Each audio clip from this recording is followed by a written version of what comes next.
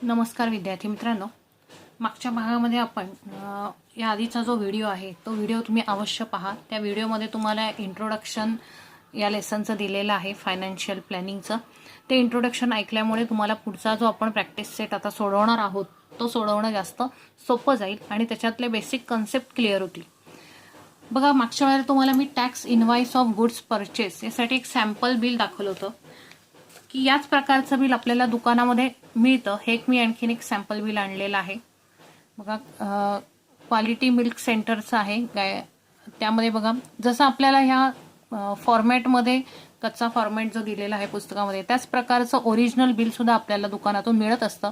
त्याची एक तुम्हाला ओळख व्हावी यासाठी आणलेलं आहे। बघा, वरती दुकानाचं नाव दिलेलं आहे क्वालिटी मिल्क सेंटर, त्याखाली त्यांचा ॲड्रेस आहे, त्यानंतर फोन नंबर, मोबाईल नंबर आहेत, त्यानंतर GST इनव्हॉइस दिलेला आहे, त्यानंतर बिल नंबर दिलेला आहे, डेट दिलेली आहे, कोणत्या दिवशी खरेदी केलेली असते, टायमिंग पण त्याच्यावरती येतं, किती वाजता तुम्ही खरेदी केलेली आहे, त्यानंतर आयटम नेम्स, तुम्ही कोणकोणते पदार्थ घेतलेत, त्याच्याच खाली बरोबर HSN कोड आहे जो इथे पण दिलेला असतो, HSN कोड, की त्या पदार्थाचा कोड नंबर तो असतो।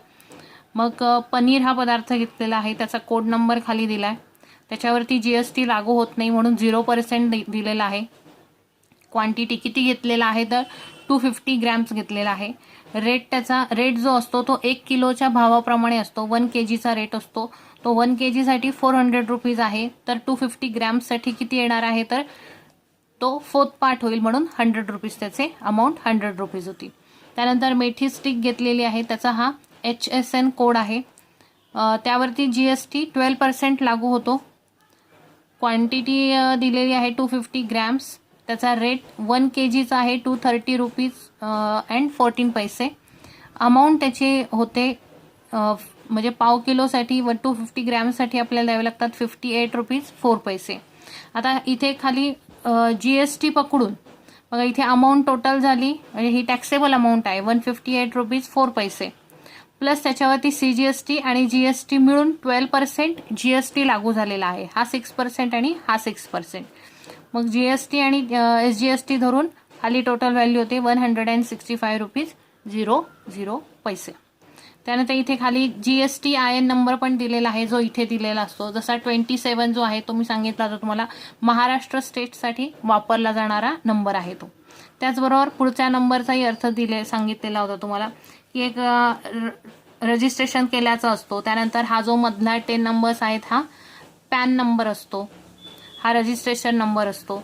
या प्रकारे हे बिल आपल्याला जसं आपल्या पुस्तकामध्ये दाखवलेलं असतं त्याचप्रमाणे आपल्याला दुकानदारांकडून ते मिळत असतं। ओके, त्यानंतर आपण स्टार्ट करूया आता प्रॅक्टिस सेट 4.1। प्रॅक्टिस सेट 4.1 बघण्याच्या अगोदर तुम्ही आधीचा व्हिडिओ अवश्य पहा, त्याचबरोबर आपल्या चॅनलला लाईक करा, सबस्क्राईब करा आणि तुमच्या फ्रेंड्समध्ये शेअर सुद्धा करा। ओके, प्रॅक्टिस सेट 4.1 पाहूया आपण। First sum, Pawan medical supplies medicines on some medicines the rate of GST is 12%।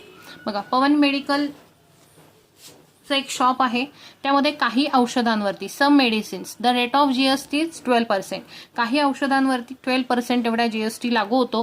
Then what is the rate of CGST and SGST, तर CGST आणि SGST किती असतील। बघा, सगळ्यात आधी एक गोष्ट सांगते की GST म्हणजे काय तर CGST प्लस SGST मिळून जो असतो त्याला आपण GST असं म्हणतो।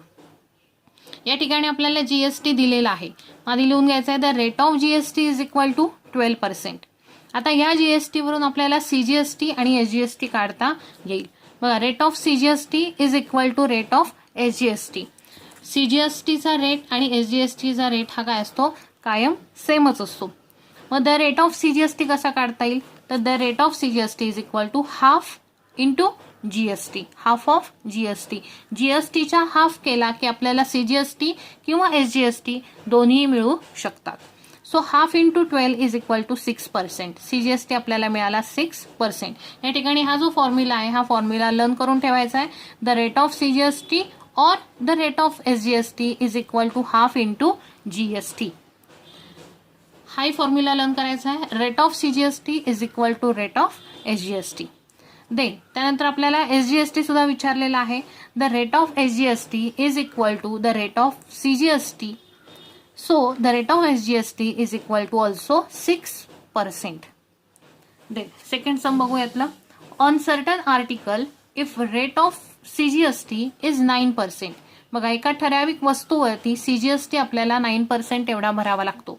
Then what is the rate of SGST, तर SGST किती असेल. And what is the rate of GST. बघा आधीच्या सम मध्ये सांगितल्याप्रमाणे rate of CGST is equal to rate of SGST, म्हणून SGST सुद्धा किती येणार आहे या ठिकाणी 9% येणार आहे.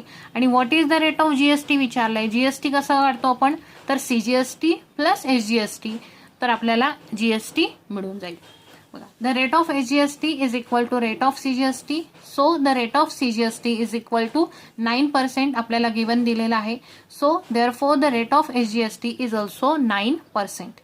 Therefore the rate of GST is equal to CGST plus SGST is equal to 9 plus 9 is equal to 18%. हा फॉर्म्युला सुद्धा लर्न करून ठेवायचा आहे. ओके, या प्रकारे आपले क्वेश्चन फर्स्ट आणि सेकंड झालेला आहे. क्वेश्चन 3 आपण पाहूया. बघा MS real paint sold 2 tins of lustre paint. बघा 2 लस्टर पेंटचे टीन्स म्हणजेच डबे त्याने विकलेले आहेत. And taxable value of each tin is 2800 rupees. बघा इच टीन म्हणजे एका डब्याची टॅक्सेबल व्हॅल्यू म्हणजे विक्री किंमत किती आहे, तर 2800 रुपीज आहे. If the rate of GST is 28%. जर त्या वस्तूसाठी म्हणजे त्या रंगाच्या डब्यासाठी GST किती लागू होतो, 28% GST भरावा लागतो.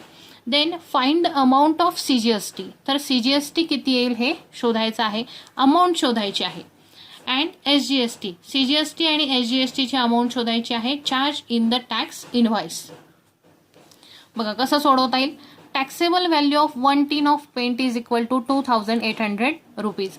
इच टीन असं लिहिलेलं आहे म्हणजे एका टीनच्या डब्याची व्हॅल्यू एवढी आहे, पण खरेदी किती केलेले आहेत, 2 टीन्स खरेदी केले आहेत. So taxable value of 2 tins of paint is equal to 2 multiply 2800 येईल. याची व्हॅल्यू येईल 5600 rupees. Then rate of GST. Rate of GST किती दिलेला आहे, 28% दिलेला आहे. आता रेट ऑफ GST वरून आधी आपल्याला रेट ऑफ CGST काढावं लागेल आणि रेट ऑफ CGST वरून आपल्याला अमाऊंट ऑफ CGST काढावी लागेल. आपल्याला डायरेक्ट अमाऊंट ऑफ CGST काढता येत नाही, त्यासाठी आपल्याला CGSTचा रेट माहिती असणं आवश्यक असतं. मग आधी आपण काढूया rate of CGST. Rate of CGST is equal to half of GST. GSTचा तो हाफ असतो. So half into 28 is equal to 14%. तो किती येईल, 14%. त्यावरून आपल्याला काढता येईल amount of CGST. Amount of CGST काढण्यासाठी आपल्याला रेट ऑफ CGST मिळालेला आहे, तो आहे 14%. मग 14% ऑफ कोणत्या अमाऊंटसाठी आपल्याला CGST शोधायचा आहे, तर टॅक्सेबल अमाऊंटसाठी. कोणती टॅक्सेबल व्हॅल्यू असेल, तर 2 टीन पेंटचे जे 2 टीन आहेत त्याची जी टॅक्सेबल व्हॅल्यू आहे म्हणजे 5600, यावरती आपल्याला CGST भरायचा आहे. म्हणून या रकमेवरती, या अमाऊंटवरती 14% CGST किती होईल ते आपल्याला काढायचं आहे. म्हणजे नेहमी लक्षात ठेवायचं आहे की CGST किंवा GST किंवा SGST हा नेहमी टॅक्सेबल व्हॅल्यूवरतीच काढला जातो.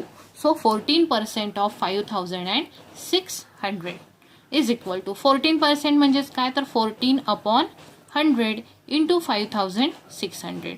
0 0 कट होतील. 14 मल्टिप्लाय बाय 56. इकडे आपण करून घेऊ. 56ला 14 ने मल्टिप्लाय करू. 4 6 जा 24, 2 कॅरी होतील. 5 4 जा 20 प्लस 2 22. 6 1 जा 6, 5 1 जा 5. 4 8 7 784 रुपीज. हा काय आलेला आहे आपला CGST, अमाऊंट ऑफ CGST आलेला आहे. म्हणजे 5600 एवढ्या अमाऊंट वरती आपल्याला 14% म्हणजे 784 एवढा CGST भरावा लागेल. देन लास्टला विचारलं आपल्याला अल्सो SGST सुद्धा आपल्याला फाइंड आउट करायचा आहे.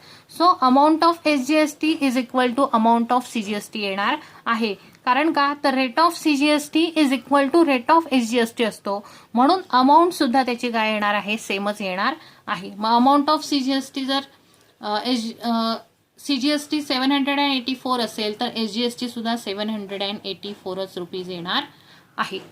ओके, देन आपण बघूया क्वेश्चन नंबर 4 कडे. क्वेश्चन नंबर 4 बघा. The taxable value of a wrist watch belt is 586 rupees. Rate of GST is 18%. Then what is price of the belt for the customer. या ठिकाणी taxable value दिलेली आहे wrist watch बेल्टची, ती आहे 586 rupees taxable value. इथे लगेच आपण लिहून टाकूया taxable value of a wrist watch belt is equal to 586 rupees. Then rate of GST is 18%. Rate of GST किती दिलेला आहे 18% एवढा दिलेला आहे. देन काय विचारलंय what is price of the belt for the customer. तर त्या कस्टमरला तो बेल्ट केवढ्याला पडेल, म्हणजे त्याची ही टॅक्सेबल अमाऊंट आहे. या अमाऊंटवरती 18% GST भरावा लागणार आहे आणि मग ती अमाऊंट ह्याच्यामध्ये ऍड होऊन त्या कस्टमरला तो बेल्ट किती रुपयांना मिळेल हे आपल्याला काढायचं आहे. मग आता अमाऊंट ऑफ GST काढण्यासाठी आपल्याला रेट ऑफ GST माहिती आहे. मग अमाऊंट ऑफ GST काढायचं आपल्याला, तो किती येईल 18% ऑफ. कशावर काढायचा आहे तो टॅक्सेबल व्हॅल्यूवरती. मग अशीच मी सांगितलं CGST, SGST, GST हा नेहमी टॅक्सेबल व्हॅल्यूवरतीच काढायचा आहे. मग 18% ऑफ कशाच्या 18%, तर 586च्या 18% किती होतील बघा. 18% म्हणजेच 18/100 इंटू 586.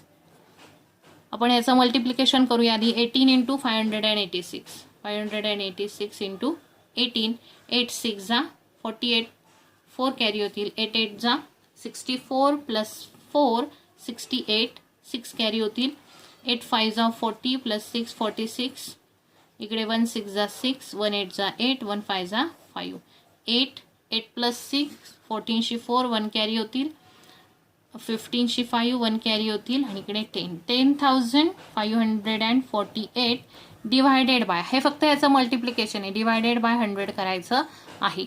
सो इथे डिवायडेड बाय 100 म्हणजे 2 0 आहेत, इकडे 2 डिजिट सोडून पॉईंट द्यायचं आहे 105.48 रुपीज. ही काय झालेली आहे अमाऊंट ऑफ GST. एवढा GST त्याच्यावरती भरावं लागेल. मग आता त्याला काय काढायचं आपल्याला, फक्त GST किती भरावं लागेल ते काढायचं नाही. What is the price of the belt for the customer, म्हणजे एकूण GST पकडून त्याला किती रुपयाला बेल्ट पडेल ते आपल्याला काढायचंय. मग amount paid by customer is equal to काय फॉर्म्युला तयार होईल, तर टॅक्सेबल व्हॅल्यू प्लस GST. बरोबर आहे, taxable value plus GST add केला की काय मिळेल आपल्याला अमाऊंट पेड बाय कस्टमरला द्यावी लागणारी किंमत. मग टॅक्सेबल अमाऊंट आहे 586 प्लस GST लागू होतो 105 रुपीज अँड 48 पैसे. मग इथे ऍडिशन करून घेऊया आपण. 586 प्लस 105.48. मग इथे हा होल नंबर आहे, होल नंबरमध्ये होल नंबरच ऍड झाला पाहिजे. हे इकडे फ्रॅक्शन आहे, 8शी 8 राहील, 4शी 4 राहील, 6 प्लस 5 11शी 1 कॅरी होईल, 8 प्लस 1 9, 5 प्लस 1 6, 691 रुपीज 48 पैसे एवढी कॉस्ट त्याला त्या कस्टमरला दुकानदाराला द्यावी लागेल बेल्ट खरेदी करण्यासाठी. ओके, बघा मुलांनो, या ठिकाणी आपण या भागामध्ये फक्त 4च क्वेश्चन घेणार आहोत. ह्या 4ही क्वेश्चन्सची पुन्हा पुन्हा प्रॅक्टिस करा. फर्स्ट 2 क्वेश्चन्स खूप इझी आहेत, पण त्यानंतरचे क्वेश्चन्स थोडेसे लॉंग आहेत, खूप हार्ड नाही आहेत पण लॉंग आहेत. तर ह्याची सतत प्रॅक्टिस केल्यामुळे तुम्हाला ते सोडवणं जास्त सोपं जाईल. ओके, ह्याच्या पुढचे जे क्वेश्चन्स आहेत ते आपण नेक्स्ट व्हिडिओमध्ये पाहूया.